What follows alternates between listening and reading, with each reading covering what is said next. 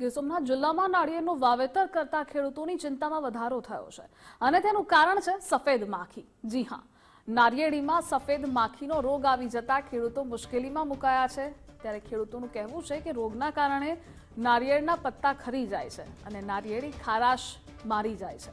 છેલ્લા 4 થી 5 વર્ષથી રોગનું પ્રમાણ જોવા મળતું હોવાનું ખેડૂતોનું રટણ છે।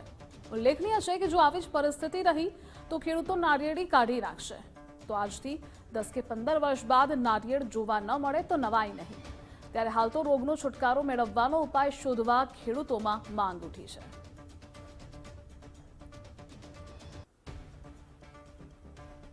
આ નારિયેળીમાં ક્યારેય પણ આજથી વર્ષો પહેલા 10, 12, 15 વર્ષ પહેલા ક્યારેય નારિયેળીમાં કોઈ જાતનો રોગ નહોતો અને કોઈ જાતની દવા કંઈ સાટવી નથી પડી। છેલ્લા 5 વર્ષથી 4-5 વર્ષથી સફેદ માખી જેવો રોગ આવ્યો છે।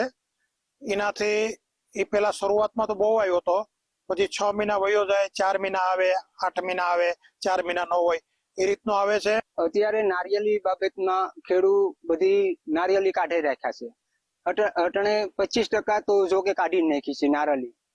જો ખેડૂતને કઈ એમાં વળતર જ નથી મળતું, કારણ કે અટણે એવો રોગ આવ્યો છે, કાળી મસી પણ કહે છે, સફેદ માખી પણ કહે છે, એ રીતે એમાં રોગ આવ્યો છે।